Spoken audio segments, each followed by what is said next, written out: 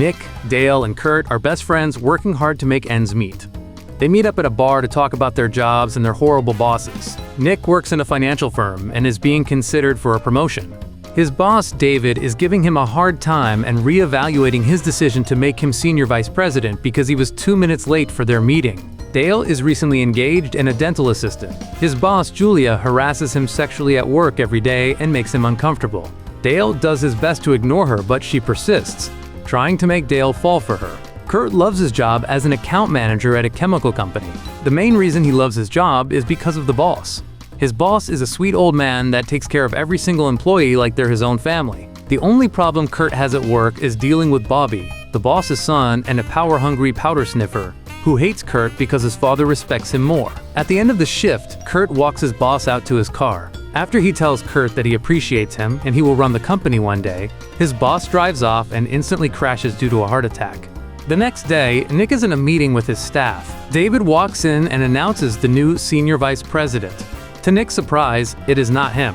David appoints himself, explaining that he can't trust anyone but himself to get the job done. While David continues to speak, Nick imagines strangling him and throwing him out the window for making his life difficult. Nick tries to quit, but David ridicules him and threatens him that he will not get a recommendation from him to work anywhere else. Having no choice, Nick stays. Kurt comes to the office late after attending his boss's funeral. Bobby is now his new boss, and he punishes Kurt for being late. They go into the office and go back and forth on how the company will be run from now on. Bobby tells Kurt to stop throwing the chemicals away responsibly because it's costing too much. He also tells him to choose between firing the pregnant secretary or handicapped accountant. Dale enters Julia's office and sees that she has nothing but underwear and her white coat on. He tries to run out, but she locks the door remotely, forcing him to sit and chat with her. She tells him that she is a lady and will not mess with a married man. Therefore, she forces him to sleep with her before his wedding, or he's fired. Dale refuses and runs out the room after she unlocks it. The three friends meet up at the bar, sharing what happened to them. Dale encourages them to look for other jobs, but he can't, because he's on the sex offenders list and Julia is the only one who will hire him. As they drink, Kurt asks them if they could kill their bosses, how would they do it? Nick encourages the thought, but Dale is disgusted and leaves for the night.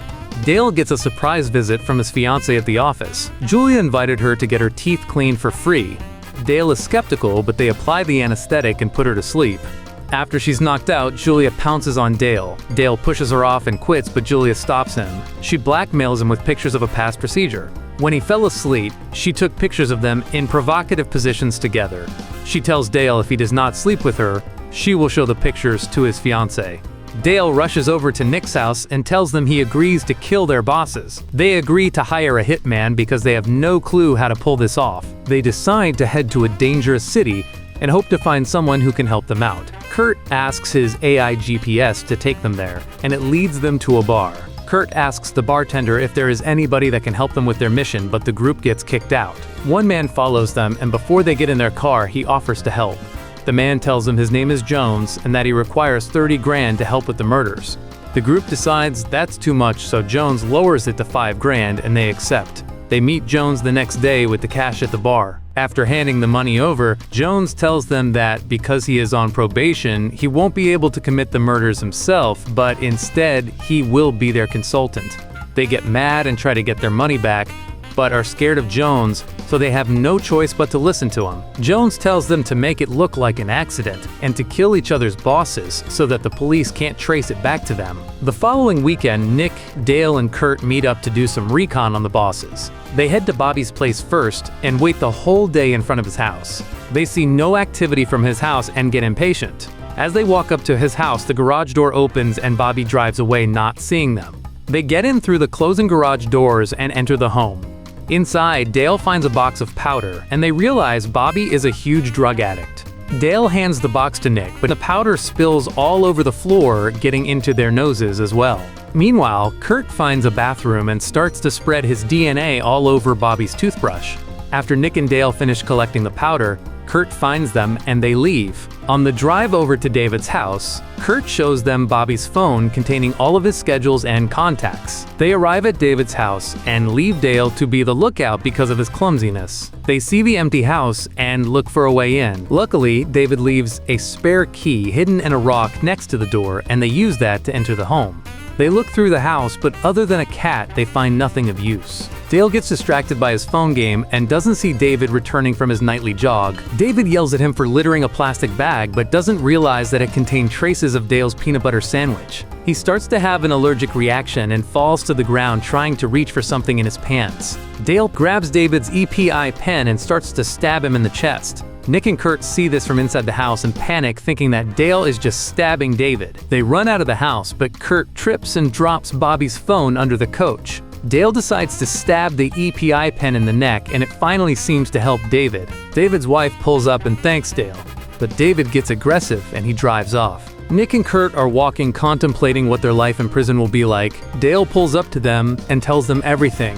Nick realizes that Dale could have left David to die, but he saved him instead. Nick and Kurt still realize that they collected good information and that only Julia remains. They get the murder weapons from the grocery store, Nick buys some rat poison to put into Bobby's powder, and Dale gets the peanuts for David. After they complete the shopping, Nick and Dale head to their targets, and Kurt goes to recon Julia. Everybody is parked outside their targets, waiting for a good moment to strike. David hears a ringtone from under his couch and picks up Bobby's phone. Dale sees David leave and enters his home and heads to the bathroom. Dale is about to put the peanuts into David's shampoo, but gets cold feet and calls Nick saying he can't go through with it. Nick agrees and is about to call the whole thing off when David shows up and walks to Bobby's front door. He hands Bobby's phone back and David shoots him. Nick sees the murder and tells Dale to abort and to meet at the bar. Nick speeds off and runs a red light, getting his picture taken at the street light. They meet at the bar and explain the situation to Kurt. They switch up the plan and decide to leave the police an anonymous tip saying that David killed Bobby. Kurt tells them not to worry about Julia because instead of doing recon, he slept with her, and he believes that she will forget about Dale. As they're about to drive to a payphone, a cop parks behind them and brings them to the station for questioning. The detective shows them the picture of Nick running the red light. They ask him why he was speeding away from a crime scene, and Nick cleverly tells them he was drag racing in his Prius. Dale gathers some courage and asks if they are under arrest. Using the knowledge he got from watching TV, he tells the detectives that if they aren't under arrest, they must be let go. They rush out of the station, but one detective hands Nick a fine for speeding and tells them they will look for any and all the DNA from Bobby's house. Kurt reflects on the DNA he left on Bobby's toothbrush, and Nick and Dale panic even more, even contemplating hiring lawyers. They head to the bar where Jones is for advice. They explain the situation to him, and he tells them they need to get David to confess to a recording. They ask if he had to deal with anything like this, and he reveals that he never killed anybody but instead went to jail for pirating a movie. In disbelief, they leave to fix their problem. They prep the tape recorder and head to David's house. They enter using the spare key and are surprised by all the people inside the house. David's wife set up a surprise party for him, and she asks why they're there. Nick tells her he works with him and that Dale and Kurt are his plus twos. They hear David's car and they all hide to surprise him. Everybody screams and surprises David, and he walks into his office. The trio get ready and Dale and Nick head to the office, but Kurt goes the other way. Nick and Dale enter the office and boldly confront David. To their surprise, David confesses to the crime and even takes pride in it, thinking Kurt recorded everything they leave, but Nick doesn't see him with them. David starts to gloat and then threatens to kill them for attempting to blackmail him. Nick and Dale run out and see Kurt leaving the bathroom with David's wife.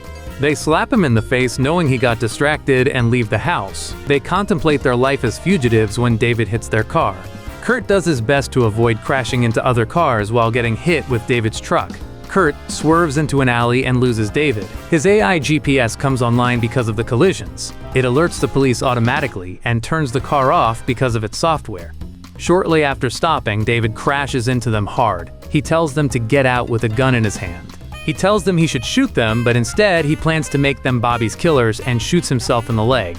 The police catch up to them and David acts like they shot him and the police cuff them. Thankfully, Kurt's AI GPS comes online and tells the police it has recorded everything after the accident. It plays the recording of David confessing and shooting his own leg.